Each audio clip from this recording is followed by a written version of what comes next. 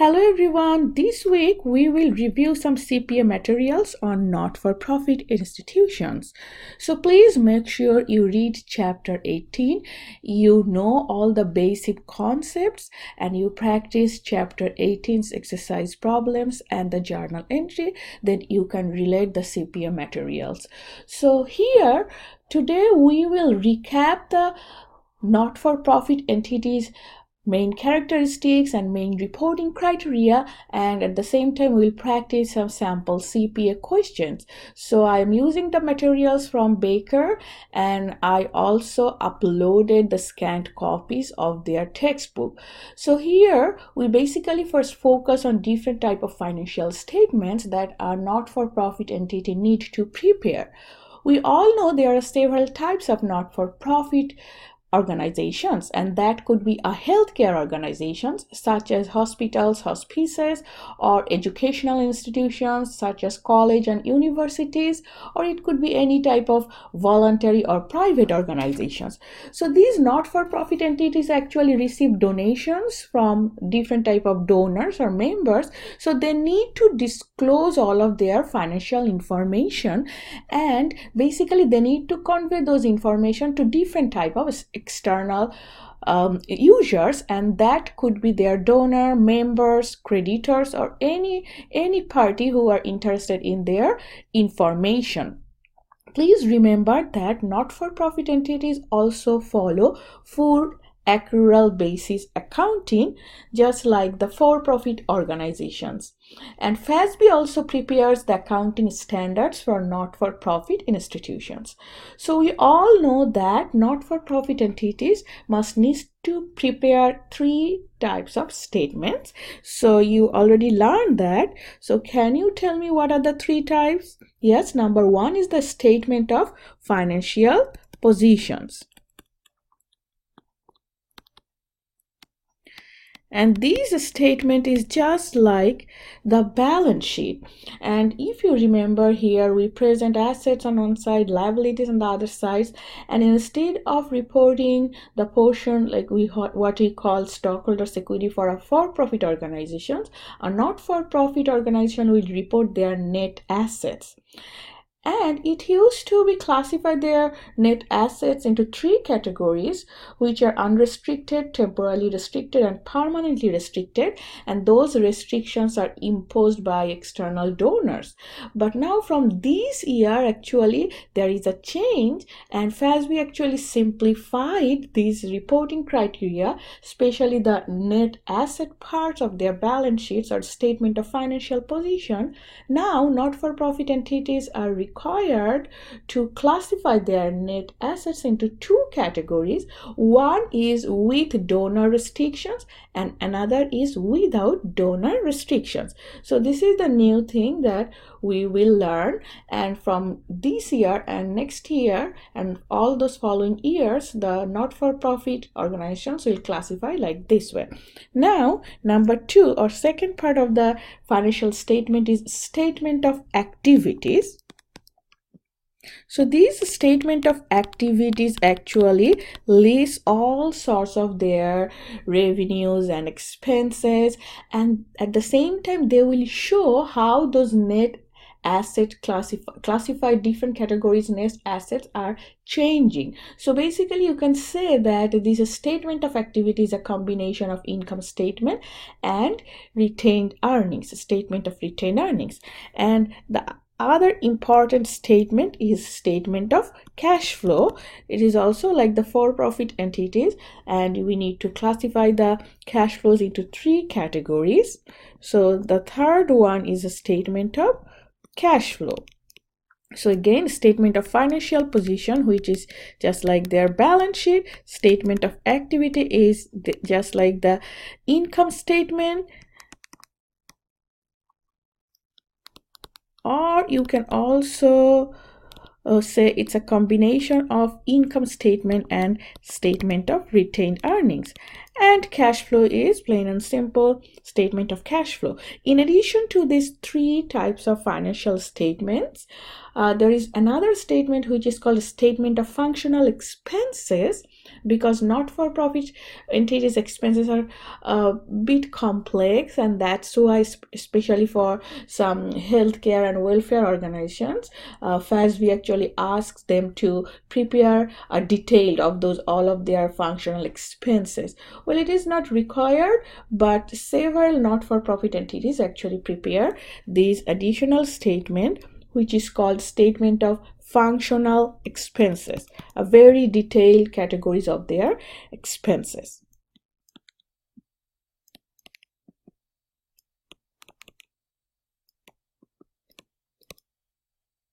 Now let's practice some sample CPA question. So question number 1, it says that firm, a non-governmental not-for-profit organizations, is preparing its year-end financial statement.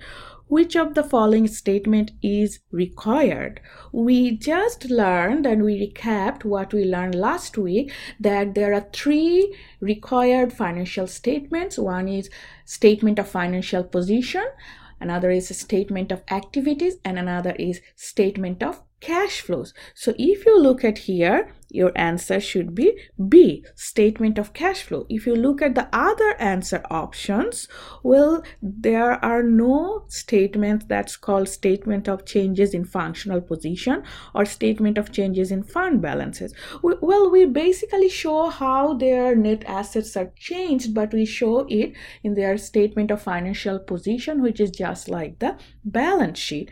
And we also show different type of activities, that means all revenues and expenses related activities, and how those funds are changed, and we call it statement of activities, which is a combination of income statement and statement of retained earnings. And the third type of statement is a statement of cash flow, which is our correct answer, number B. Remember, some not-for-profit entities are asked to prepare a statement of functional expenses, but this is not required. Again, I'm repeating, please remember the 3 required financial statements: statement of financial position, statement of activities, and statement of cash flow. Now the next question, Staten College, a not-for-profit organization, received a building with no donor stipulations, and as to its use, what type of net assets should be increased when the building was received? So this college actually received a building as a donation, and the donors actually didn't give any restrictions. So that means this will increase their net assets without donor restrictions. Well, this question is actually showing the very latest categories of their net assets, very latest classifications that was just passed last year, and not-for-profit entities are following this year and on. They will prepare their statement of financial position and then classify into 2 categories. One is with donor restriction, another is without donor restriction. And previously those were unrestricted net assets, and temporarily restricted, and permanently restricted. So basically, if you think of the old categories, it should be unrestricted category. Now we will call it without donor restrictions. So since there is no restrictions, so the answer is net assets without donor restrictions. Now we will also learn that sometimes board can create some restrictions internally. It's called board designated net assets. Board can decide that, well, we will save this money, we'll set aside this money only for these specific purposes. This is actually board designated restrictions, and that will also be a part of their unrestricted or without restriction portions, right? Board is the internal body. So if the restrictions are imposed only by the external donors, then we can call it's with donor restrictions. And if you want to follow the old categories, we have to look at the type of the restrictions, whether there is any only for certain time period restrictions, or for the restriction is related to specific uses or purposes, then we will call it temporarily restricted. and sometimes you will see that any type of fund or property or money could be restricted forever. We call it permanently restricted.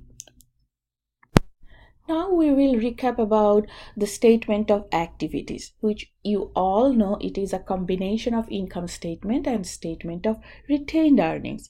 So this statement of activities actually include all types of revenues and expenses, gains and loss. They also mention any type of reclassifications. So reclassification means that if you need to transfer any fund from one category to another category, I'm talking about the net asset parts. For example, you have a fund which is currently held as a temporarily restricted part. Now the condition is fulfilled, donor imposed condition is fulfilled, and you need to use that fund for a specific purpose or for a specific expense. Then you have to reclassify it. You have to show it that you are transferring that part from the temporarily restricted to unrestricted, and then you will expense that portions. This is called reclassification. So we also show it in our statement of activities, and of course this statement of activities will show their changes in net assets. So according to the past standards, they must need to show their changes in their unrestricted net assets, in temporarily restricted net asset, and in permanently restricted net assets. And we know that the new classification is their net assets without donor restrictions, which is just like the unrestricted part, and another is the net assets with donor restrictions, which now combine both temporarily and permanently restricted portions. Now when we need to show all of these expenses, then we can also categorize into two types. One is program service related expense, another is support service related expense. So we need to show these expense classifications in the statement of activities. One thing, please remember that when we report expenses, that expense will cause a decrease in unrestricted net assets. That means whenever you spend any money for any purpose, for any expense purposes, that will be from your unrestricted part. And if you had anything that was considered as temporarily restricted, and when the condition is fulfilled and when the donor's restriction is satisfied, remember you have to move it from temporarily restricted to unrestricted before you spend it. That means you have to reduce your temporarily restricted net assets, and then you have to increase your unrestricted net assets, and then you have to record your expense, and this expense will be from your unrestricted net asset parts. That means every type of expense will create a decrease in unrestricted net assets. Now if I want to focus on the classification of their expenses, one category is called the program service expenses. So these program service related expenses are those type of expenses, those are directly related to the mission of that not-for-profit organizations. For example, if you think of a not-for-profit university, the mission is education and research, or for a hospital it's patient care, or a daycare it's a child care. So these type of activities are directly related to the mission of the entity, and the expense or any type of activities related to these missions we will categorize as program service expenses. Another category is support service. So these support service activities are actually not related to the main mission of the entity, rather those are mostly administrative expenses, or you can also find different type of fundraising activities and different type of membership development or management or general expenses. So when you're going to prepare the statement of activities, please make sure that you classify your expenses into two categories. One is program service related, another is support service related. I'm repeating, program service means all those activities that relate to the mission of the entity, and support service means mainly the administrative expense, fundraising related expense, or membership development expenses. Now practice couple of questions. Question number 3. Here it says that at the beginning of the year, Baker Fund, non-governmental, not-for-profit or corporation, they received 125,000 contribution restricted to youth activity program. So that means they received 125K from a donor, but donor imposed the restrictions that they can use the fund only for youth activity purposes. Now during the year, youth activity generated revenues $89,000, and they also expensed $95,000. What amount should Baker report as net assets released from restrictions for the current year? Now, if you look at this question, and for several CPA questions, you may see that some information might be irrelevant. Sometimes you may get some extra information. Please don't be confused. Look at the core information and the core question, what it is asking. So here, they received $125,000. That was the whole amount, and definitely they will categorize under the temporarily restricted categories, because there is a condition that they need to spend that amount for the youth activity. And then this year they actually generated a revenue which is $89,000 from this youth activity. But remember, we don't need to worry about this revenue. This is a separate earnings for the company, of course, from the same activity. But the question is asking how much fund they will actually release from those restrictions that they actually defined as temporarily restricted, or in new term it is with donor restrictions. So now we have to look at only on the expense part. So they actually spend $95,000 for the youth activity. That means when they spend that $95,000 and they are spending it for the youth activity, that means they are fulfilling the donor's conditions. And before spending it, they will actually release that fund from their temporarily restricted or the fund with donor restrictions to unrestricted net assets. And then they will record their expense. That means since they are spending $95,000, and that is they are spending to fulfill the donor conditions, which is for the purpose of youth activity, they need to release this amount, which is $95,000 from those temporarily restricted net assets. That means their release will be $95,000. So the answer is C. Now let's do the next problem. Question number 4. In its fiscal year ended June 30th, Barr College, a large private institution, received 100,000 donation, and that is for scholarships for superior students. So that means this donation has a condition and restrictions that can be used only for scholarship purposes. And then on July 26, year 1, Barr selected the students and awarded the scholarship. How should the July 26 transaction be reported in Barr's statement of activities for the year ended June 30th, year 2? So remember, they received the fund in year 1, that's fine, and their year actually ended on June 30th. Now we have to look at year 2's activities, because the question is asking about year 2's statement of activities. Remember, when they show the statement of activities, definitely they show their changes in all 3 categories of net assets, which is unrestricted, temporarily restricted, and permanently restricted. Now when they received it, they actually showed it under the temporarily restricted part, because there was a restriction that the fund $100,000 will be used only for scholarship purposes. Now in year 2, they actually fulfill the donor's conditions, and they are spending this $100,000 to award the scholarships.